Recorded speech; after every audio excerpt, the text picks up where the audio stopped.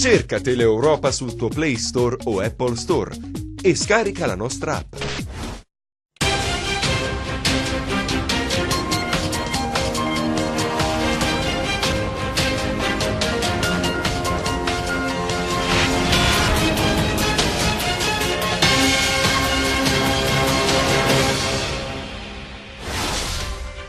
Si nascondeva con la sua famiglia in una dépendance dell'albergo a Sant'Eufemia d'Aspromonte. Pietro Raso era sfuggito alla cattura il 9 luglio scorso nell'operazione contro il clan di Rosarno.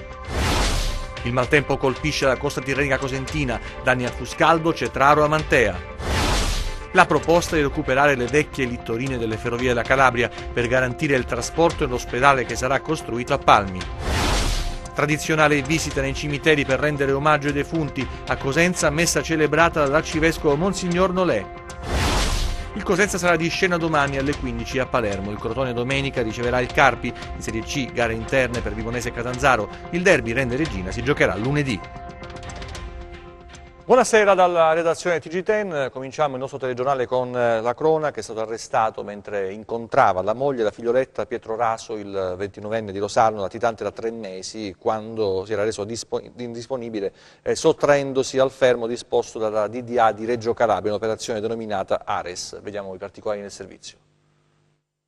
È qui, in questo complesso alberghiero ripreso dall'alto a Sant'Eufemia d'Aspromonte, che si nascondeva da almeno una settimana in una delle dépendance, Pietro Raso, di 29 anni, di Rosarno, latitante, arrestato questa mattina dai carabinieri del gruppo di Gioia Tauro. Raso, considerato un esponente di rilievo della cosca Cacciola Grasso di Rosarno, si era sottratto al fermo disposto nei suoi confronti il 9 luglio scorso dalla Direzione Distrettuale Antimafia di Reggio Calabria nell'ambito dell'operazione denominata Ares, con l'accusa di associazione per delinquere di tipo mafioso e traffico internazionale di droga.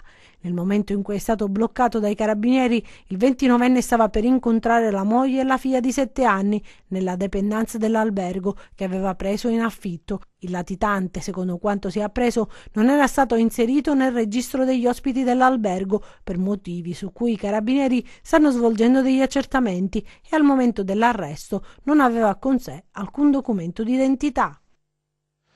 Parliamo di maltempo che ha colpito in questi giorni e continuerà nei prossimi giorni a colpire il sud Italia. Il maltempo ha colpito la costa tirrenica, flagellando la costa cosentina, in particolare danni a Fuscaldo, Cetraro, Amantea. Isabella Roccamo. Siamo a Fuscaldo, quartiere Marinaro, via Amendola. Ecco, vedete, questi sono i danni causati dall'ultima violenta mareggiata. Una parte di quel muro di contenimento è venuto giù e il mare, come vedete, si avvicina pericolosamente alla ferrovia, al tracciato ferroviario. Qui invece siamo nella zona, possiamo vederlo, dove sono già stati realizzati i pennelli a protezione delle abitazioni proprio del quartiere Marinaro. Lavori costati circa 800.000 euro. Raggiungiamo il sindaco Ramunno. Allora, l'ultima mareggiata ha causato danni anche questa volta? Sì, in effetti era un danno prevedibile e si è verificato, perché inevitabilmente quando si fa una difesa non completamente organica si hanno questi effetti, perché nella zona nord si riempie, nella zona sud inevitabilmente si crea l'effetto dell'erosione. È quello che è successo in questa zona, quindi diciamo, scontiamo il problema di una protezione che non è completamente organica, che non è completamente organizzata a difesa di tutto il territorio costiero. Ci vorrebbero altri fondi per difendere insomma tutto il litorale? Questo intervento, che è stato completato da circa un anno, sta dando i suoi risultati. Bisogna essere onesti e corretti nell'informazione. I pennelli che si sono realizzati hanno come dire, tenuto all'irruenza dei marosi e hanno creato un effetto di insabbiamento che era quello sperato. Quindi gli effetti si stanno verificando, li stiamo vedendo.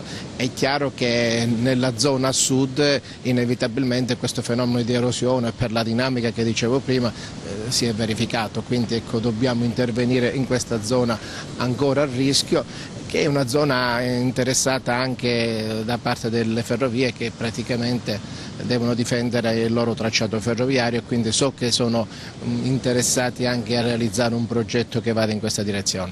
Vediamo che ci sono anche le ruspe in azione, i lavori continuano in questa zona proprio per mettere in sicurezza. Sì, sono lavori di precauzione, di messa in sicurezza, di impianti di sollevamento, proprio per, come dire, tutelarci da eventuali e ulteriori danni che potrebbero arrivare dalle mareggiate che, ahimè, siamo nel periodo invernale, inevitabilmente arriveranno.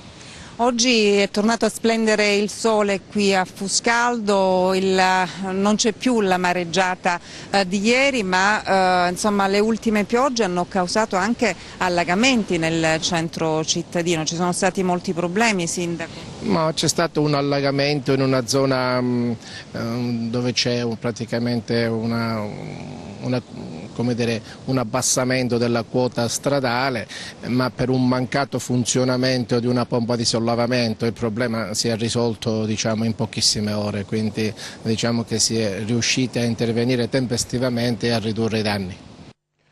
Sono state rinviate tutte a giudizio le 6 persone indagate nell'inchiesta condotta dalla Procura della Repubblica di Catanzaro su Calabria Verde, l'ente in-house della Regione, lo ha deciso il GUP Francesca Pizzi, accogliendo la richiesta del PM d'udienza Alessandro Prontera. La Procura contesta agli indagati la distrazione di fondi europei gestiti da Calabria Verde, appunto, e destinati all'acquisto di mezzi antincendio boschivi, alla messa in sicurezza dei corsi d'acqua, alla prevenzione del rischio frane in Calabria, che sarebbero stati utilizzati invece per fini personali. Andiamo adesso a Vibo Valentia. È stato eletto nominato il presidente della provincia di Vibo, Salvatore Solano, un avvocato 39enne ed è il sindaco di Stefanacoli.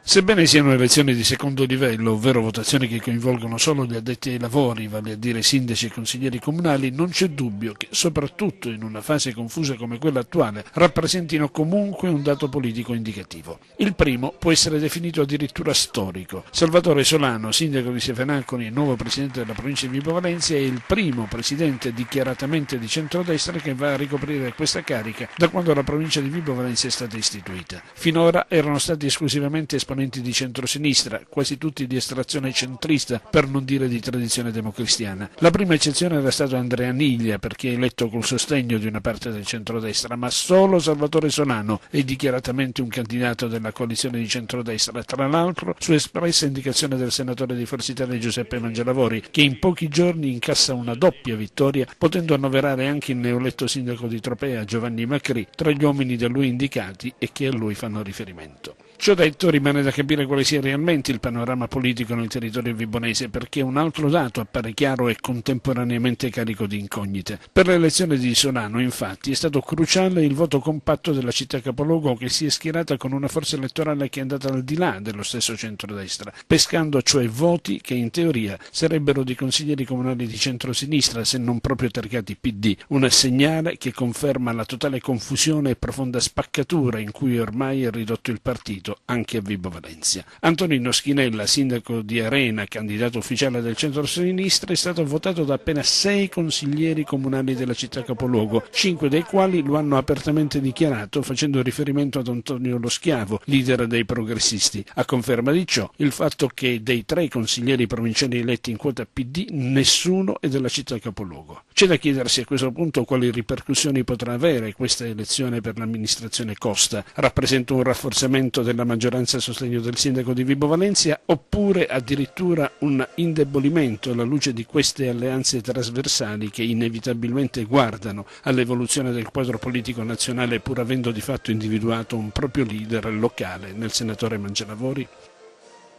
Soccorsi dalla Guardia di Finanza, i migranti che si trovavano a bordo di un veliero in acque calabresi, sono stati fermati anche i presunti scafisti. Vediamo.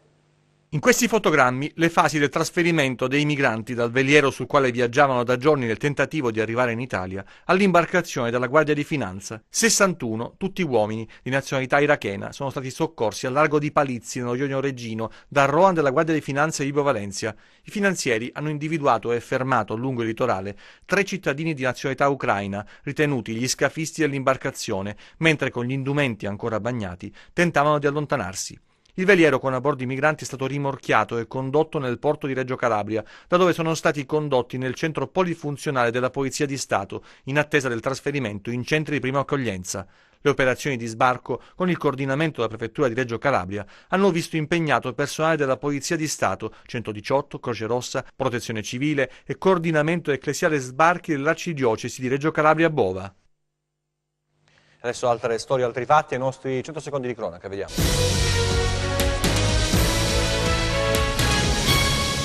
Ancora nessuna traccia di Massimo Vona, l'allevatore 44enne di Petilia Policastro, del quale non si hanno più notizie da martedì scorso. L'uomo, con precedenti penali, è uscito di casa martedì nel primo pomeriggio riferendo di dover incontrare una persona. Di lui però da quel momento si è persa ogni traccia, il suo telefono risulta spento. È stato attivato il piano provinciale per la ricerca delle persone scomparse. Sui motivi della sparizione dell'allevatore non si esclude alcuna ipotesi. Litiga con i vicini e li minaccia di morte. È accaduta alla Mezzia Terme, dove la polizia ha denunciato un 48enne per lesioni personali aggravate. L'uomo avrebbe prima lanciato dal balcone alcuni vasi verso i suoi vicini, poi sceso per strada armato di bastone di legno lungo 1 metro li avrebbe minacciati di morte. Quindi con il bastone avrebbe colpito in testa un anziano che ha riportato un trauma cranico con un'ampia ferita lacero-contusa. Arrestato 2 volte nella stessa giornata, protagonista un operaio 37enne di Isola Caporizzuti. I carabinieri lo hanno sorpreso all'interno della scuola parrocchiale di Piazza Duomo mentre tentava di mettere a segno un furto con un arnese da scasso. Per questo era finito ai domiciliari, ma subito dopo si è allontanato dalla sua abitazione per recarsi nei pressi sempre di Piazza Duomo della cittadina, dove ha cercato di danneggiare a calci la porta d'ingresso di un locale utilizzato dal gruppo scout. Oltre 50 kg di funghi sequestrati nei mercati alla Mezzia Terme dalla polizia locale unitamente al servizio di igiene e sanità degli alimenti dell'ASP di Catanzaro. L'attività è scaturita dopo l'intossicazione da funghi riscontrata da alcune persone che si sono recate presso l'ospedale cittadino. La polizia ha rilevato numerosi problemi di irregolarità di carattere igienico-sanitario. Alcuni venditori sono risultati sprovvisti dell'apposita abilitazione micologica, sanzionati 8 commercianti. 2 persone, un uomo e una donna di cui non si conoscono al momento le generalità, sono morte in un incidente stradale a Reggio Calabria. Le vittime di 45 e 43 anni stavano percorrendo a bordo di uno scooter, un tratto statale interessato da lavori e la strada era priva di asfalto. Il conducente, per cause in corso di accertamento, ha perso il controllo del mezzo e sono caduti entrambi nella zona senza asfalto, perdendo la vita immediatamente. Naturalmente su questo episodio dovrà essere fatta piena luce e c'è un'inchiesta in corso. Andiamo adesso a parlare della giornata di oggi, la tradizionale visita nei cimiteri per rendere omaggio ai defunti. A Cosenza la messa celebrata dall'arcivescovo Monsignor Nolè. È stato Monsignor Francesco Nolè a celebrare la messa solenne al cimitero di Cosenza nella giornata di commemorazione dei defunti. Il presule, nel corso dell'omelia, ha sottolineato il valore della carità nella vita terrena, che è solo un passaggio e va vissuto nella speranza dell'eternità. La carità è mettere in pratica la fede e la speranza, e quindi chi non ha carità non entrerà nel regno dei cieli, ha detto il Signore. Penso che è uno sprono per tutti noi, quella carità personale, ma anche quella carità associata, che è l'unica, secondo me, che possa sconfiggere il male e anche tutto il resto che è associato per il male. Solo l'associazione del bene alla fine può dare risultati positivi. E il messaggio è che attraverso il ricordo dei defunti possiamo migliorare la nostra vita, perché quello che noi possiamo lasciare è il buon esempio, non solo ai nostri familiari ma anche alla società. E allora essere ricordati per il bene penso che sia la più grande eredità, anche la più grande gioia per coloro che vivono ancora su questa terra. Noi vogliamo essere tra questi. Al termine della celebrazione il sindaco Mario Chiuto ha deposto una corona di alloro davanti alla stele nello spazio antistante la chiesa in onore delle vittime di tutte le guerre. Presenti alla cerimonia autorità civili, militari, religiose e le associazioni combattentistiche d'Arma. In vista della costruzione del nuovo ospedale di Palmi si pensa già al modello di trasporto pubblico, via le macchine, via i bus, si pensa alle vecchie littorine delle ferrovie.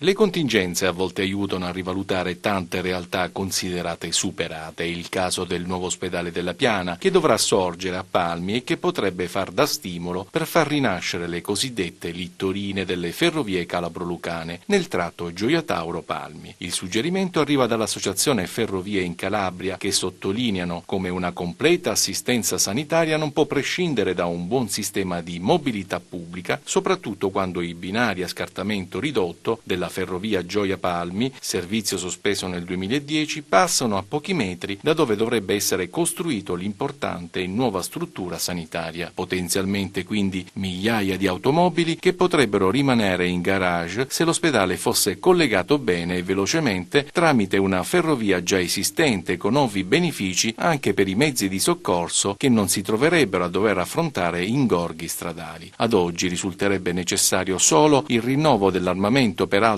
previsto ormai quasi 5 anni fa, la costruzione di una fermata a servizio del nascente ospedale, la pulizia e il ripristino della stazione delle Littorine a Palmi e possibilmente un breve prolungamento dei binari dalla stazione di Palmi fino al vicino polo scolastico lato Seminara, previsto nel progetto datato 2014 e che darebbe un'ulteriore funzione alla linea ferroviaria, dedicata non solo a coloro che sono diretti all'ospedale, ma anche agli studenti e ai pendolari, senza dimenticare la finalità turistiche. A tal proposito, sostiene ancora il presidente dell'Associazione Ferrovie della Calabria, ricordiamo che la fermata intermedia di San Fantino si trova a poca distanza da un pregevole sito archeologico di età romana. E adesso il calcio, cominciamo con la Serie B, con il Cosenza che domani affronterà la favorita il Palermo, un avversario non solo blasonato ma anche fortissimo. Il capitano Corsi però non si abbatte per la difficoltà, naturalmente con uno sguardo a quanto è successo nella gara con il Pescara. Avversario diverso, è un giorno in più di lavoro ed viene bene per Massimo Oddo che ha appena rilevato la panchina di Stroppa a Crotone, mentre per quanto riguarda la Serie C con il Catanzaro Vibonese che saranno in campo domani, avversari non trascendentali ma comunque insidiosi. Sarà in panchina mister Braglia al Barbera contro il Palermo, nonostante l'espulsione per proteste nei minuti finali dopo la sfida con il Pescara. Il tecnico è in diffida e dovrà pagare un'ammenda di 1.500 euro al direttore Trinchera, invece la squalifica fino all'11 novembre. Intanto la squadra ha raggiunto la Sicilia in attesa di disputare domani alle 15 la sfida con il Palermo. I rosanero puntano a scavalcare il Pescara e agguantare la vetta della classifica. Vivono un ottimo momento di forma e l'unica sconfitta l'hanno subita fuori casa ad opera del Brescia. Dall'altra parte il Cosenza non si sente demoralizzato nonostante i tanti episodi sfortunati, anzi il capitano Corsi prima della partenza per la Sicilia ha parlato di compiere uno sforzo in più perché sia che l'avversario si chiami Palermo sia che si chiami Carpi non deve esserci nessun timore reverenziale. Dei punti ci mancano e questo fa rabbia perché ci mancano non per demeriti nostri ma sappiamo che dobbiamo fare uno sforzo in più in questo punto, cioè se ci pensiamo a fasciarci la testa, a pensare quello che è stato fino adesso, perché di là potevamo avere 2 punti in più, di qua un pareggio, di qua e magari andare a Palermo senza l'assillo di un risultato perché dici tanto stai andando a Palermo contro una squadra che è fatta per metà con giocatori che facevano la Serie A, cioè non è quello, noi dobbiamo andare a Palermo sia se fossimo stati primi, sia che nella posizione in cui siamo adesso dobbiamo andare a cercare di vincere la partita. Tutte le partite che facciamo quest'anno. Se noi pensiamo ad avere il braccino corto facciamo fatica, ma tutte le squadre del mondo fanno fatica, bisogna sempre puntare a vincere la partita, poi ci mancano dei punti, non fa niente, li recupereremo da qualche altra parte. A Crotone si continua a lavorare in vista della sfida di domenica contro il Carpi. Il neotecnico Massimo Oddo sta mettendo a punto alcuni accorgimenti per affrontare le prossime sfide in maniera diversa rispetto al passato. Sui rinforzi ha detto a chiare lettere: lavoriamo con il gruppo che abbiamo perché gennaio è troppo lontano. Io credo che il Crotone sia una delle squadre più attrezzate in Serie B, non tanto quanto 3 squadre che secondo me sulla carta hanno qualcosina in più, sono schietto e sincero. Credo che al Crotone servano un paio di giocatori con determinate caratteristiche, anche con caratteristiche che sposano un po' la mia idea di calcio, perché magari per un altro allenatore va bene così. Per me, per come vedo io il calcio, secondo me un paio di giocatori con determinate caratteristiche servirebbero a questa squadra, ma la società è al corrente di questo perché abbiamo parlato, ma in questo momento non mi interessa. perché non c'è mercato e quindi non mi interessa, io devo pensare ai giocatori che ho. In Serie C domani in campo Vibonese e Catanzaro che affronteranno rispettivamente Francavilla e Bisceglie. I rossoblù puntano a centrare il quinto risultato utile consecutivo, mentre i giallorossi dopo il pareggio di Monopoli sperano di conquistare, spinti dal calore del pubblico, la terza vittoria casalinga. Si giocherà invece lunedì in notturna il derby in programma fra Rende e Reggina. La musica adesso con l'intervista al produttore e vocal coach calabrese Gianni Testa, che fa parte della commissione di valutazione per le finali di Area Sanremo Team 2018. Sentiamo. Area Sanremo è l'unico concorso in Italia organizzato dall'Orchestra Sinfonica di Sanremo e quindi dal Comune di Sanremo che porta 6 giovani a Sanremo Giovani. Siamo l'unico in concorso. Io faccio parte quest'anno della commissione insieme ad Enzo Campagnoli, il maestro Enzo Campagnoli, e insieme al direttore di Radio Italia, Toni Vandoni, e a Monia Russo, una cantante di origini sanremesi che tra l'altro ha duettato con Povia anni fa, insomma, al Festival di Sanremo. Per l'appunto porteremo 24 persone al cospetto di Baglioni, del suo Sanremo Giovani, e ne sceglierà praticamente 6/8 quest'anno da portare a Sanremo Giovani il 20 e 21 dicembre su Rai 1. Quindi noi abbiamo cominciato queste selezioni, anzi è cominciato tutto con Area Sanremo in tour, sono andati fin dentro le case a cercare il talento, sono stati convogliati questi 870 semifinalisti a Sanremo, li abbiamo visionati nelle scorse settimane e questo fine settimana ne sono rimasti 226, saranno riselezionati per diventare 70 e poi 24. Mi piace precisare che non è un talent ma è appunto un concorso, cosa che si fa fatica in questo momento magari a distinguere perché è pieno di talent. Noi siamo un concorso e quindi sì, andiamo a pescare il talento, andiamo a pescare i brani belli perché comunque devono andare a Sanremo e Sanremo è il festival della canzone italiana e non dell'artista, quindi il primo giudizio di valutazione è sui brani, sui testi, anche sugli arrangiamenti, perché magari ci sono dei ragazzi giovani che ancora non si sono affacciati a degli arrangiamenti super professionali, quindi noi andremo a verificare questo ma anche ad aiutarli, perché Area Sanremo non è solo un concorso ma è anche un'accademia, infatti ci sono una serie di corsi che i ragazzi seguono durante le selezioni organizzati tra l'altro dal CPM di Milano e quindi i ragazzi vengono su anche per arricchirsi. Io faccio il mio esempio, nel 1997 feci per l'appunto, allora si chiamava l'Accademia di Sanremo, non passai in finale ma tra i giurati c'era Massimo Ranieri, dopo 4 mesi, non passai, quindi dopo 4 mesi feci i provini con lui, eravamo in 1500, ho lavorato con Massimo Ranieri per 5 anni come quinto nome in cartellone. Quindi una bellissima vetrina che insomma può dare tante possibilità. Quanti calabresi ci sono stati oppure ci saranno insomma in questa finalista? Occhio croce, credo che nella semifinale ne siano arrivati una 70, credo.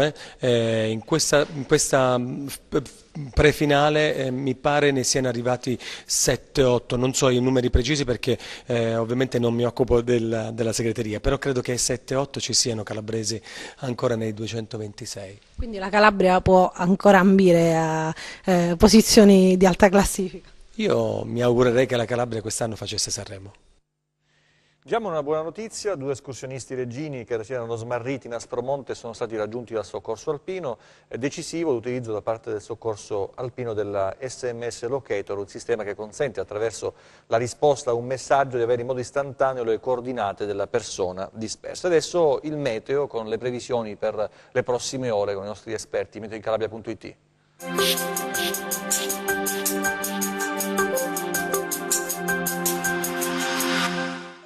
La penisola continua ad essere interessata da una fase di tempo perturbata, causata dalla persistenza di un vortice di bassa pressione presente sul Mediterraneo occidentale, che seppur bloccato nella sua evoluzione verso levante da un robusto anticiclone presente sull'Europa orientale, nelle prossime ore raggiungerà la Sardegna, per poi isolarsi tra il Nord Africa e le isole maggiori. Inizialmente la Calabria resterà ai margini di questo nuovo impulso perturbato, ma le giornate di venerdì e sabato non saranno comunque affatto soleggiate. Sabato, cielo per lo più parzialmente nuvoloso, sebbene durante la giornata si alterneranno maggiori coperture con possibili deboli fenomeni localizzati e schiarite, temperature stazionarie. E adesso analizziamo lo stato di mari e venti. Sabato, mari generalmente mossi con venti a regime di brezza sul Mar Tirreno e deboli dai quadranti meridionali sul Mar Ionio. Ed infine, prima di salutarci, vi ricordo che oltre al nostro sito web www.meteoincalabria.it Potrete seguirci sulla nostra pagina Facebook Made in Calabria. TG che finisce qui, l'informazione torna nelle prossime edizioni, grazie per la vostra attenzione, arrivederci e ancora buona serata.